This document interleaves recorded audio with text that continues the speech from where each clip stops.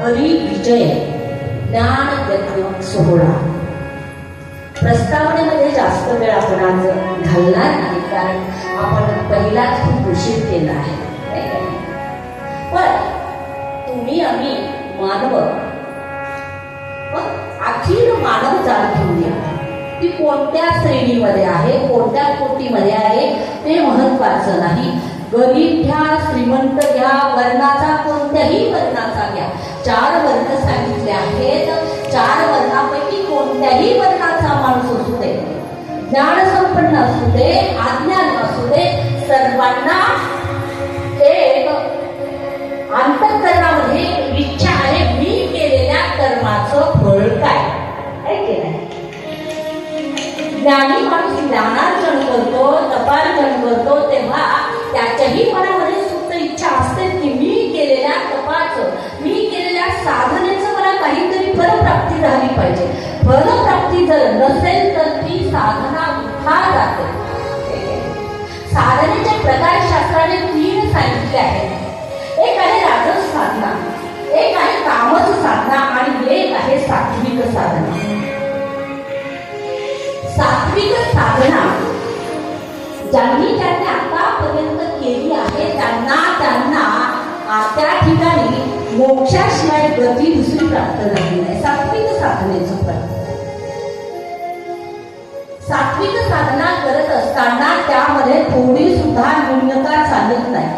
शास्त्राने पंचोपचार, षोडशोपचार पूजेचं आणि त्या ठिकाणी वर्णन केलं आहे, विचार दिलाय की देवाची पूजा करत असताना कशी केली पाहिजे.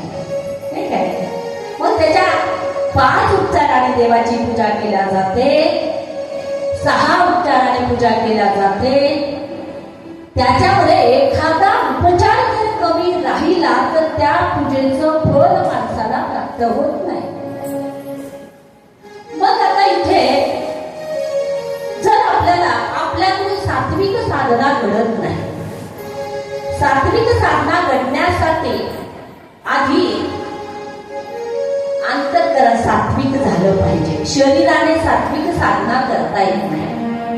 अंतःकरणाची सात्विकता जेव्हा प्रगट होते त्यावेळी सात्विक साधनेचा जीवनामध्ये आणि त्या ठिकाणी आरंभ होतो. आणि ती सात्विक साधना नुसता आपल्या अंतःकरणामध्ये जी सात्विकता प्रगट झाल्यानंतर त्याचा हरिक माझ्या प्रभूला होतो.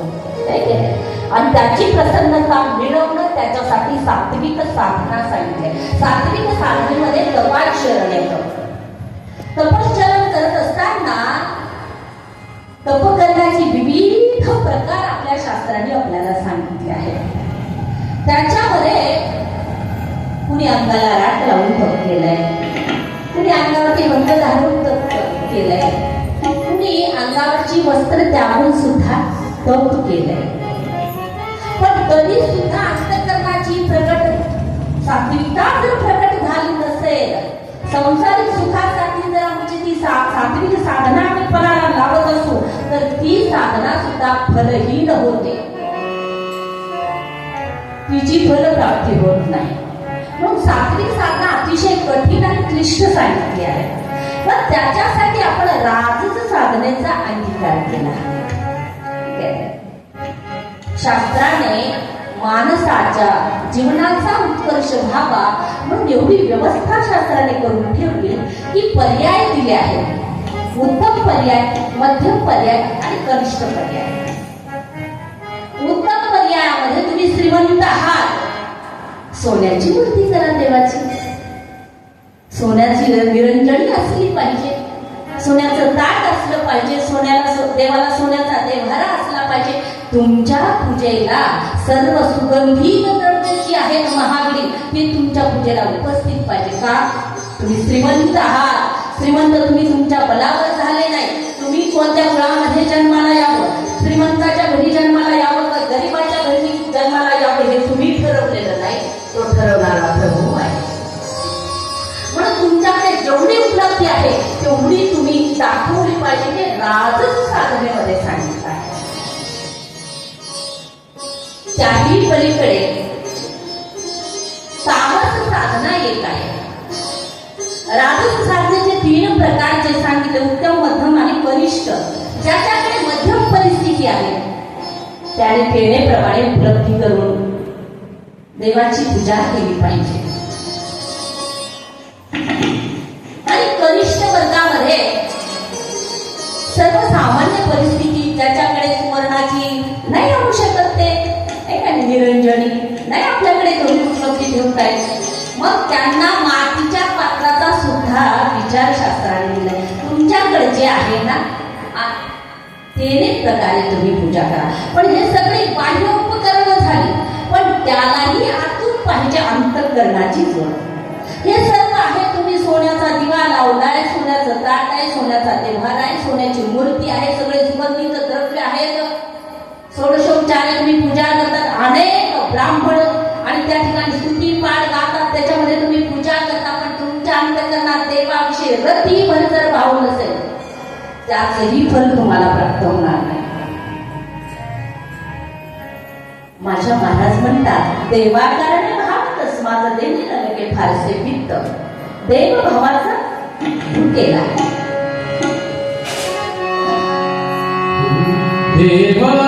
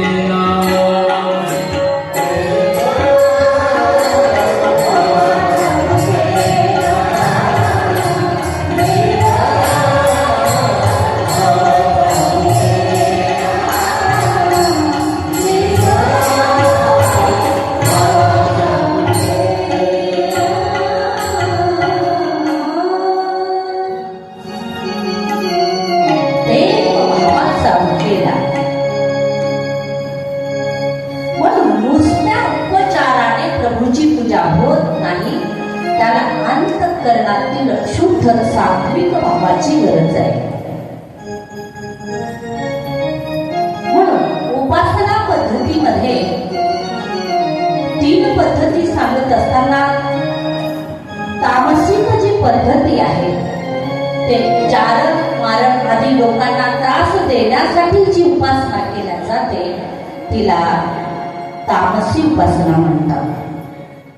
उपासनेचा विचार आमच्या धर्मशास्त्राने दिला आहे. इथे आपण श्री हरी विजय ज्ञान यज्ञ सोहळा संपन्न करीत आहोत. यज्ञ म्हटलं की त्याच्यासाठी यज्ञकुंडाची गरज असते, आहे की नाही? यज्ञ म्हटलं की यज्ञकुंड आला. नुसता यज्ञकुंड असून चालत नाही, ऋत्विज वेद संपन्न ब्राह्मणाची गरज असते. ते ब्राह्मण असून चालत नाही. त्या यज्ञाला ज्यांच्याकडे संपन्न करायचं आहे त्या यजमानाची गरज आहे. यजमानाच्या हातामध्ये जेव्हा यज्ञ कंकण बांधल्यानंतर त्यांना आहुती टाकण्याचा अधिकार प्राप्त होतो. आहुती टाकण्यासाठी अनेक समिधांची गरज पडते, तुपाची गरज पडते, हे काय या सर्व गोष्टी यज्ञासाठी त्याची उपलब्धी असावी लागते. यज्ञ पात्र नाही, यजमान आहे, पण मात्र यज्ञकुंड नाही, तरी याला आम्ही यज्ञ म्हणतो. का बरं? शास्त्रीय कारण काय आहे याच्या पाठीमागे यज्ञ म्हणण्याचं? याला यज्ञ त्याच्यासाठी म्हणावं, यज्ञामध्ये आहुती दिल्या जातात. इथेही आम्हाला आहुती द्यायच्या आहे. मग तुम्ही म्हणाल आहुती द्यायच्या म्हणजे त्याच्यामध्ये टाकावं लागणार आहे. आता काय टाकायचं, कशाच्या वर आम्ही आहुती द्यायच्या? इथे आम्हाला आहुती द्यायच्या आमच्या अंतःकरणातील विकारांच्या.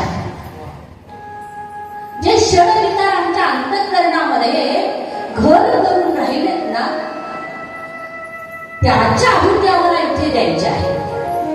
काम, क्रोध, लोभ, मोह, मत्सर, दंभ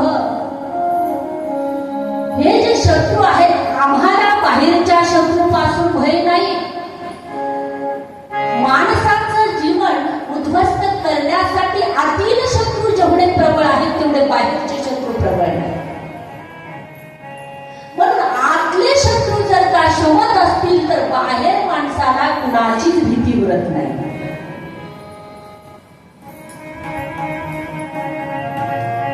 म्हणून तुकोबाला म्हणले आम्ही बळी बिलगाडी. आम्ही बळी आहोत का? आम्ही या 6 जणांचा बळी दिला म्हणून आम्ही बळी आहोत. तुका म्हणे भूमंड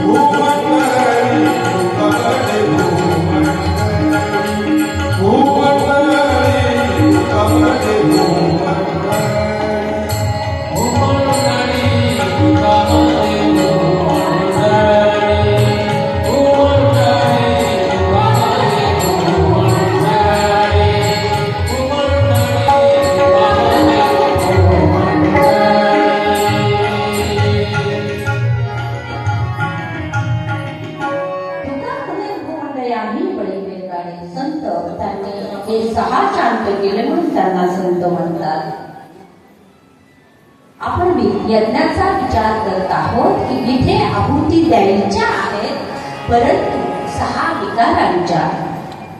आता विकार ही गोष्ट अशी आहे विनाकारण उद्भवत नाही, नाही का? आता तुम्ही इथे शांत बसला आहात ते तुमच्यावरती चाल करत नाही, पण एखाद्याने उठून तुमच्या साडीला हात लावू द्या, तुमच्या अंगाला ठुसा देऊ द्या, क्रोध आलाच की समजा, नाही का? ते सहज दिसत नाही, पण मात्र त्यांना का कुणी डिवचलं तर ते आज त्यांचा प्रताप सर्वात अवघड आहे. क्रोधापासून सर्व विकाराची निर्मिती आहे आणि क्रोधाचा जन्म अहंकारातून झाला आहे. जेव्हा क्रोध अंतःकरणामध्ये येतो ना, तेव्हा माणसं विचार करत नाही, जगाचा विचार करत नाही, नवल नाही, स्वतःचा विचार करत नाही. एवढं क्रोध सर्वात कठीण सांगितलं आहे. बरं, क्रोध असा आहे, तुम्हाला एखादी गोष्ट अवघड आहे त्याचं, म्हणून या 6 विकारांच्या आहुती आम्हाला इथे द्यायच्या. आपल्याला त्याचा विस्तार पाहायचा नाही. बरोबर, तुम्ही म्हणाल बाई माता तुम्ही सांगताय ना, आम्ही काढून टाक, तसे काढल्या जातात का ते?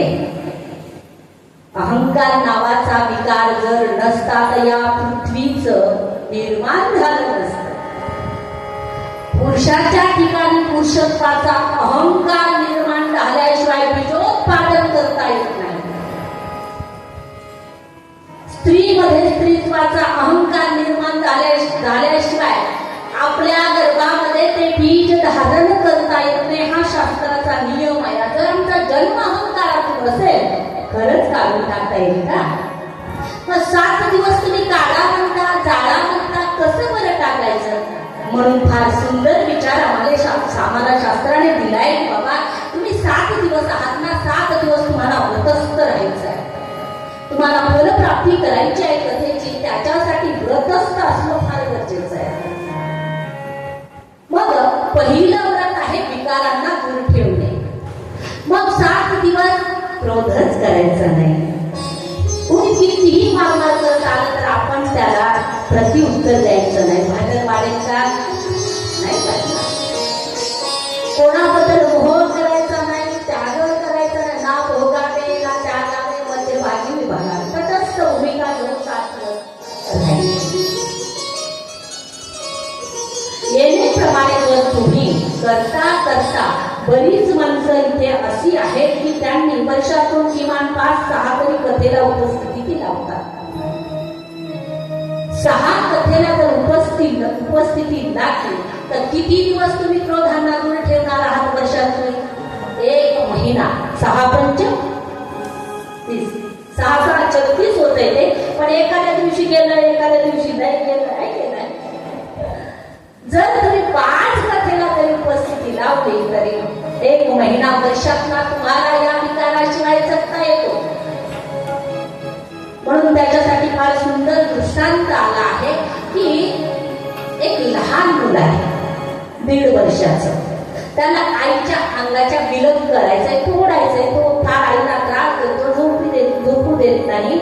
म्हणून त्याला दूध पिण्यासाठी सारखं रडतंय. म्हणून त्याला दुधापासून वंचित करायचंय, आईच्या अंगाच्या विलग करायचं. म्हणून आपण काय करतो, बाळ घेतो, स्टँडवर येतो आणि बाळाच्या मामाच्या घरी त्याला नेऊन घालतो. असंच करतो ना? नाही.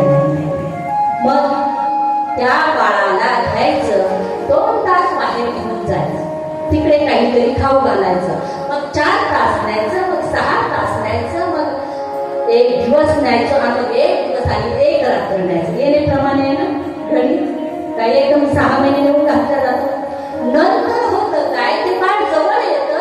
जवळ आल्यानंतर बाळ तेच आहे, आई तीच आहे, पण बाळ कधीच प्यायला मागत. तसं आहे या विकारांचं. जाणता येत नाही ते, पण त्यांना थोडं जर दूर ठेवण्याची सवय लागली, ते आपल्यामध्येच आहेत पण आपल्यावरती त्यांचा परिणाम होत नाही. म्हणून 7 दिवस आपल्याला या विकारावरती, जेव्हा तुम्ही 6 दिवस विकारावरती विजय मिळवा, 7व्या दिवशी पूर्णाहुतीच्या रूपाने तुम्हाला प्रसादाची प्राप्ती होईल, फलाची प्राप्ती होईल. हा नियम कथेने पहिला सांगितला आहे. दुसरे नियम सांगितले शारीरिक नियम. कथेसाठी कथा वक्ता जो आहे, वक्ता आणि श्रोता दोघांनाही नियमाची बांधली आहे. दोघांनी सुद्धा 7 दिवस निराहार राहावं असं शास्त्राने विचार केला आहे. जमेल ना आपल्याला? नाही जमणार का? या युगामध्ये आपला प्राण जो आहे अन्नमय आहे. अन्नाशिवाय आपल्याला प्राणाचं धारण करता येणार नाही. 7 दिवसामध्ये सर्वांचं तर दान परम होईल, आहे की नाही? आणि काहीवर नसल्याला आणखी त्या ठिकाणी हे होऊन जाईल. तसं करणं दुरापास्त आहे. म्हणून एकभुक्त विचारायला आहे, एकभुक्त राहावं. आता अनेक रोगाने आपली शरीर ग्रस्त आहेत, नाही का? काही रोग तर असे आहेत आपल्याला झालेला भगवंताची महत् कृपा आहे की त्यांना क्षणाला खायलाच लागतं. आहेत असे रोग. काही ना खाल्लं तेच आठवत नाही, मी जेवलीच नाही. कितीतरी वेळा जेवणारी माणसं आहे. शुगर सारख्या रोगाला सतत खायला लागतो, 2-3 घंटे. मग हाही विचार आम्हाला न परवडणारा आहे, नाही की नाही? कारण शरीरे साधे परब्रह्म. शरीराला त्याची उत्तम व्यवस्था नसेल तर शरीराने तुम्हाला जो परमार्थ साधायचा आहे ना तो साधता येणार नाही. म्हणून शरीराची निंदाही शास्त्राने केली. शरीर कसं आहे म्हणाले, शरीर दुर्गंधीची थार नाही अपवित्र शरीर आहे. एवढं सांगितलं की शरीरामध्ये सर्व दुर्गंधी आहे. तुम्ही जर 8 दिवस स्नान नाही केलं तर आहे ना माणसं जवळ राहतील नाही ना. शरीर दुर्गंधीची थार झाली अपवित्र शरीराचं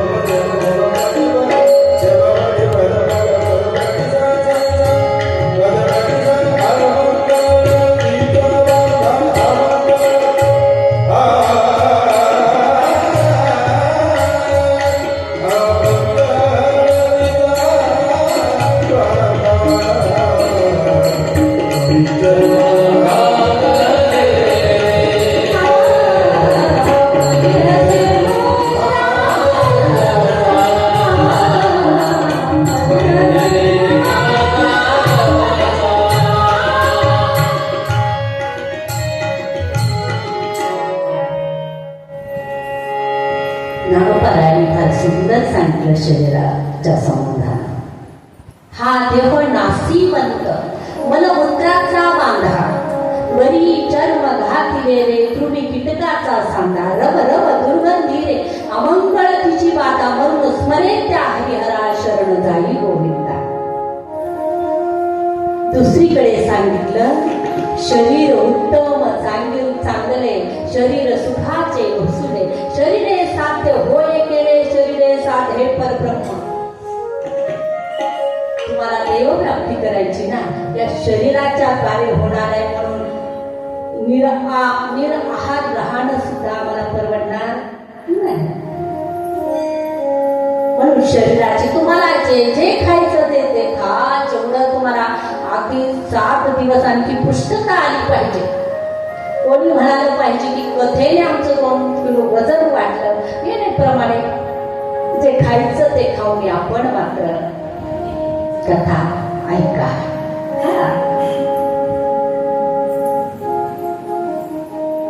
कथेमध्ये कुणी कुठं बसावं याचा नियम दिला आहे. योग्याने कुठं बसावं, संतांनी कुठं बसावं, तापसांनी कुठं बसावं, उत्तम श्रोत्यांनी कुठं बसावं, मध्यम श्रोत्यांनी कुठं बसावं, कनिष्ठांनी कुठं बसावं याचा विचार दिला नव्हता त्यांनी. संतांना आसन दिलं पाहिजे. कथेमध्ये जर कुणी संत आले तर त्यांना सामान्यपणे खाली बसू नये असा विचार शास्त्राचा आहे. त्यांना आसनांकित करावं, व्यासपीठावर त्यांची व्यवस्था व्हावी. साधू संत मग त्याच्यामध्ये योगी जपी तपी संन्यासी सर्व वर्ग आले. तुम्ही जेव्हा मोठ्याने कथा बघता तेव्हा स्वतंत्र व्यासपीठाची व्यवस्था असते केवळ फक्त साधूंच्यासाठी. उत्तम श्रोत्यांनी समोर बसावं. वक्ता तो वक्ताची नव्हे श्रोतयाविन. जर वक्ता काय म्हणतो ते श्रोत्याला कळत नसेल तर त्या कथेतून फलनिष्पत्ती होणार. कानडीने केला मराठी भरता एकाचे उत्तर एक आले. पाचारीने लिहिलं बा म्हणून काय काय. कानडीने कर्नाटकीने जर मराठी भरता केला तर देव काय म्हणतो हिला कळत नाही, ही काय सीताला कळत नाही. तसं होऊ नये. श्रोता आणि वक्ता अनुसंधान लागलं पाहिजे. वक्त्यासाठी श्रोता देव आहे, श्रोत्यासाठी वक्ता देव आहे. इथे कोणीच कनिष्ठ नाही आणि कोणीच वरिष्ठ नाही, सर्व समान कॅटेगरीमध्ये आहे. म्हणून कथा ऐकत असताना एक आसनी कथेचं विशेष महत्व सांगितलं आहे. पण या क्रमानुसार उत्तम माणसांनी सर्वात पुढं बसलं. उत्तम म्हणजे ते श्रीमंतीला उत्तम म्हटलेलंच नाही, कुणाच्या गरिबीचा उपहास केला नाही. इथे ज्ञान प्रमाण आहे. ज्ञानाची विशेषता अशी सांगितली आहे की एखादा 60 वर्षाचा मनुष्य पण त्याला जर कळत नसेल तर त्याला बालकाची उपाधी महाराजांनी दिली. श्री महाराज असं म्हणतात वयाच्या प्रबोधे ज्ञान जाणे समानतो ही बालकाच्या. ज्याला वयाप्रमाणे अक्कल वाढली नसेल तर त्याचं फक्त शरीर वाढलं, त्याचं खऱ्या अर्थानं नाही का आतली बुद्धी वाढली नाही म्हणून तो अजून बालकच आहे. म्हणून इथे शरीराच्या मोठ्या लहानपणाचा विचार नाही, इथे गरीब श्रीमंतीचा विचार नाही, इथे केवळ ज्ञान प्रमाण आहे. जे तुम्हाला सांगितलं ते किती ऐकल्यानंतर ज्ञानाची शृंखला तशी प्रकट होत नाही. ज्ञान असं सहजासहजी प्राप्त होत नाही. सर्वात अवघड गोष्ट आहे ती ज्ञान. आणि ज्ञान प्राप्त झाल्यानंतर अभिमानाला जर ते प्राप्त होत असेल तर ते ज्ञानही सुद्धा सांगितलं नाही. ज्ञाने मोक्ष, मोक्ष हा ज्ञानाशिवाय प्राप्त नाही. मोक्ष मोक्ष नावाची गोष्ट ज्ञानाशिवाय मोक्ष नाही. पण ज्ञान ते कोरडं असावं लागत नाही, ते भक्तियुक्त प्रेमयुक्त ज्ञान असेल तरच त्या ज्ञानातून मोक्षाची प्राप्ती आहे. अशा ज्ञानाधिकारी माणसांना उत्तम म्हटल्या जात नाही, ते ज्ञानाचा अभिमान वाहणारे आहेत. म्हणून तुकोबाराया त्यांचा सुद्धा अभेद करतात. मग उत्तम म्हणायचं कुणाला? जो श्रवण करतो सर्वेंद्रियाने, नुसते कर्मेंद्रियाने श्रवण घडत नाही, सर्वांगाने कथा ऐकल्या गेली पाहिजे. जेव्हा सर्वांगातून तुम्ही कथा ऐकाल तेव्हा कथा तुमच्या हृदयामध्ये जाऊन बसेल. त्याला निमित्त मात्र आहे तुमचे कर्णरंग. श्रवणेंद्रियाद्वारे जरी ऐकण्याची व्यवस्था असली तरी तुमच्या सर्व शरीरातून कथा तुम्हाला आणि त्या ठिकाणी भाषण करता येईल. म्हणून कथा श्रवण करत असताना जे ऐकलं आहे ते हृदयामध्ये साठवता यावं, त्याचं मनन करता यावं, त्याचं चिंतन करता यावं, त्याचं निधिध्यासन व्हावं. तदनंतर तुम्हाला कथेची फलश्रुती आहे आणि तुम्ही उत्तम श्रोता त्या पंक्तीमध्ये बसण्याचे अधिकारी आहात.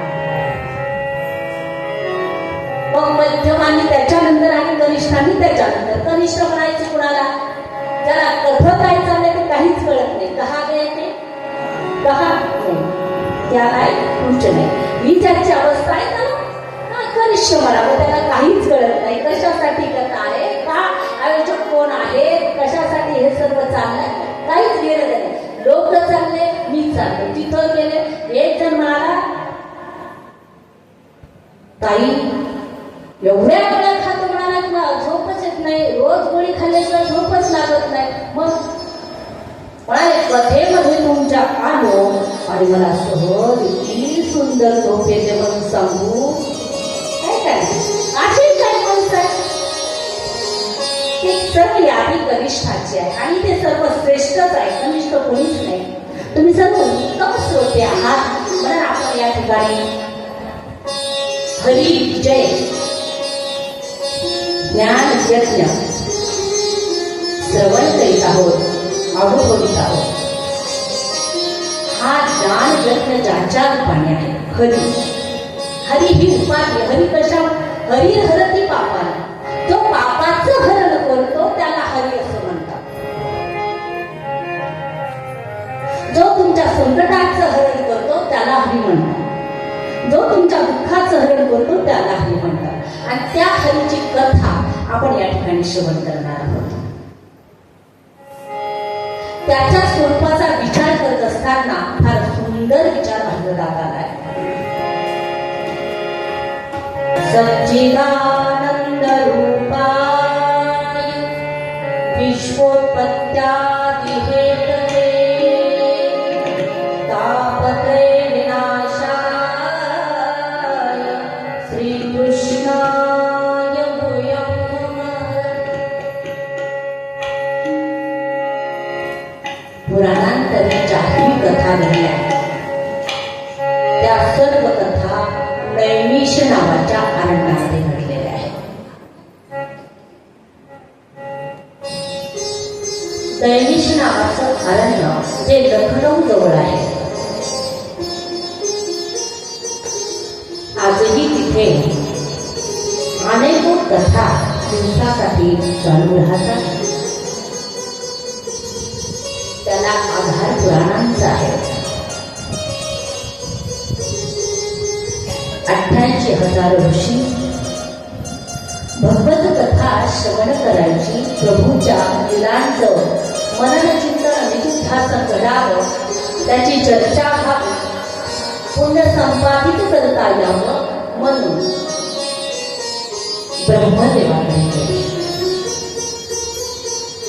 ब्रह्मदेवांना विनंती करू लागले, प्रभू आम्हाला एखादं उत्तम स्थान सांगा की जिथे आम्ही भगवत चर्चा यज्ञ आधी कर्म केल्यानंतर त्याची फलश्रुती आम्हाला अनंत पटीने प्राप्त व्हावी. असं एखादं ठिकाण या भूमंडलावरती आहे का? ब्रह्मदेवाने सांगितलं, हो. एक फिरतं चक्र त्यांच्याजवळ दिलं. हे चक्र जिथं थांबेल तिथे ती कथा करण्यासाठी उत्तम जागा भूमीवरती तुम्हाला असेल.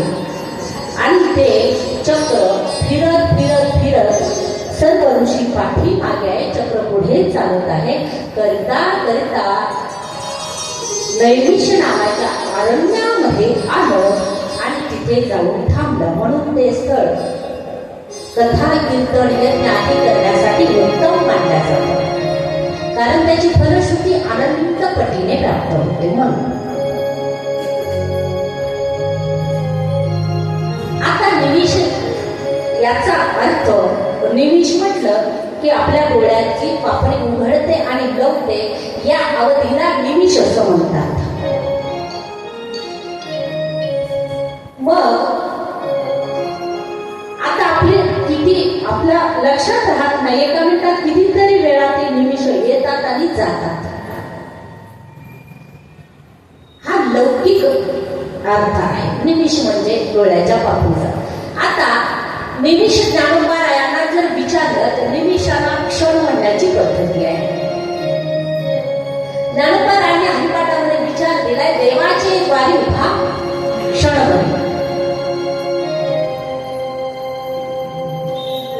एखाद्या लेकराला आता त्या क्षणाचा विचार करायचा असेल तर क्षण तो आहे जिथे तुमच्या मनाचं भ्रमण शांत क्षणासाठी होतं आणि परमात्म्याची लय लागते. त्या क्षणाला क्षण म्हटल्या जातं, ना की आयुष्याच्या क्षणाला क्षण म्हटल्या जात नाही. मग ज्ञानोबारायांनी एका क्षणाचा विचार का बरं सांगितला नाही केला? आता जीवनात कधीतरी असा क्षण येतोच की देवाशी आपला तादात्म्य साधल्या जातं. नाही केला जणू काही देव आपल्याशी बोलतोय या अनुभूतीला माणसं प्राप्त होतात. मग त्याच्यासाठी अंतिम उदाहरणामध्ये विचार केला, रिकामा दगडी राहू क्षण लेकरू औषध पीत नाही. तो एकदाच फक्त करता करता आखी बाटली त्याच्या पोटामध्ये उतरवल्यानंतर त्याचा ज्वर जाणार आहे.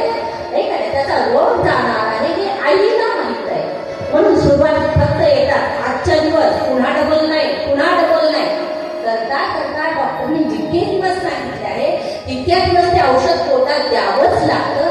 तसं ज्ञानोबाला सुरुवातीला एका अक्षराचं आणि त्या ठिकाणी आम्हीच दाखवतो की बाबा जास्त तुम्हाला संसाराचा वेळ द्यायचा नाही रे, फक्त एक क्षण देवाच्या दारामध्ये जा. आणि जेव्हा तुम्ही हरिपाठ पाठ करता, आम्ही नुसतं हरिपाठ पाठ करतो, हरिपाठ आम्हाला समजला नाही, तेव्हा सांगतात की बाबा आता तुला रिकामा आता घरी जाऊ नको, तुला देवाच्या दारात गेल्यानंतर काय करू, मग हरिमुखे म्हण, हरिमुखे म्हण, तुला पुण्य संपादन करायचं ना त्याचं नामस्मरण घे. कसं घेऊ, फक्त एक क्षण घे. नंतर सांगतात आता तुला रिकामं राहायचं, क्षणाचा विचार. म्हणून मनाचं मन जिथं थांबतं तिथे कथा आपल्याला फलीभूत होते. आपण त्याचा विचार पाहिला आहे की सगळ्यात आधी परमार्थामध्ये या संसारामध्ये बाधा आहे ती मनाचीच नाही का. जे पण अजून कुणाला गोवसलं नाही, वैद्यकीय शास्त्र एवढं पुढे गेलं पण अजून मनाचा थांग बघता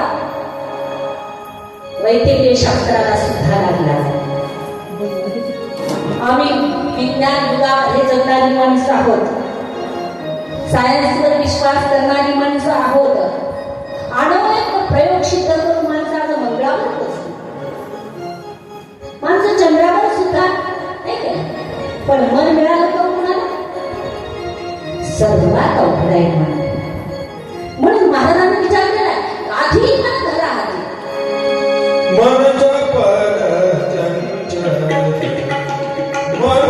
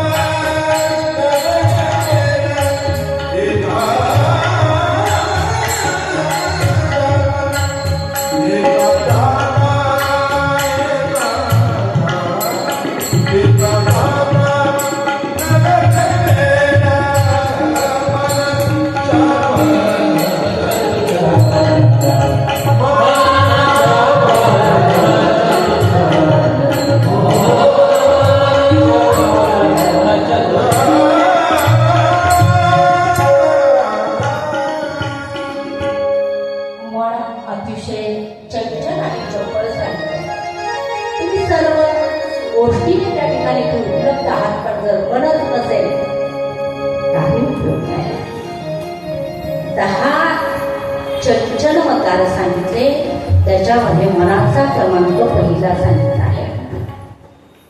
मनो मधुकरो मेघो मदनो मदनो मरुत मा मदो कर्कटस्य मेनो मकारा असे चंचल असं सांगितलं. या सर्व चंचल वृत्ती सांगितल्या आहेत. मन चंचल आहे. त्याच्यानंतर मधुकर, मधूचं सेवन करणारा मधुकर अर्थात भुंगा. भुंगा कधीच फुलाची एकनिष्ठ. या फुलातला मध सोसल्यानंतर या फुलाचं काय झालं त्याला काही घेणं देणं. दुसऱ्या फुलावर चंचल सांगितलं आहे. ढग एका ठिकाणी कधीच, वारा एका ठिकाणी कधी राहत, माशी पाण्यामध्ये स्थिर पडली एका ठिकाणी कधी नाही. लक्ष्मी माणसं म्हणतात उंचावले आज आहे उद्या नसणार आहे. असे 10 चंचल प्रकार सांगितले. त्याच्यामध्ये मनाचा क्रमांक पहिला आहे. सगळं आहे तुमच्याकडे, पण मन नसेल तर तुम्हाला कथा पण देणार नाही. म्हणून मनोभावे अशी एक संकल्पना आहे, नाही का नाही. मनोभावे प्रत्येक गोष्ट जर केली, मग तुमच्याकडे उपचार आहेत उपचार नाहीत त्याच्याशी काही घेणं देणं नाही. महाराजांनी असं सांगितलं की बाबा तुमच्याकडे कोणतेच उपचार नाही ना, वास्तविक बाह्य उपचाराने परमात्मा रिझत नाही, आनंदित होत नाही. मन हा मोगरा आर्पणिक ईश्वरा. मग त्याने काय होईल? मन तर देवाला दिलं तर पुनरपी संसारा येणे. हे जे चाललं आहे केवळ आम्हाला संसाराच्या बंधनातीत व्हायचंय, संसार संपवायचाय, जन्म मरण खंडित करायचं म्हणून कथा आहे, म्हणून कीर्तन आहे, म्हणून पूजा आहे, म्हणून साधना आहे, म्हणून उपासना आहे. केवळ जन्म मरण खंडित करण्याची ही साधना आहे. पण त्या कुठल्याच साधनामध्ये जर मन नसेल तर कितीही साधन करा, फल नाम शून्य तुमच्या पत्रामध्ये करेल. म्हणून सर्व गोष्टीसाठी मन प्रधान आहे. मन हा इंद्रियाचा राजा असं म्हटलेलं आहे, नाही का? ते मन परमेश्वराला व्हायचं, त्या परमेश्वराचा स्वभाव इथे सांगितला आहे. आपण जी कथा इथे श्रवण करणार आहोत, हरिविजय, नाही का? हरिविजय. आता या हरिविजयाची उत्पत्ती कशी झाली, त्याचं उद्गमस्थान काय? श्रीधर स्वामींना हे कुठं बसलं, नाही का? ज्याचे जे लिखाण करते आहेत, ग्रंथ करते आहेत श्रीधर स्वामी, मुळात भगवान महर्षी व्यास यांच्या ज्ञानाने स्त्री जगतामध्ये सर्वांना ज्ञान नावाची अनुभूती दिली, ज्ञान नावाचा प्रकाश दिला. म्हणून माऊलींना म्हणावं लागलं व्यासोचिष्ट जगत. ज्ञानेश्वरीमध्ये माऊली ज्ञानराजाने त्याला ज्ञानाचा सागर म्हणतात. नवे ज्ञानच ज्ञानदेवाच्या रूपाने प्रगट झालं, नवे भगवंतच, नाही का? लोपले ज्ञान जगी हितने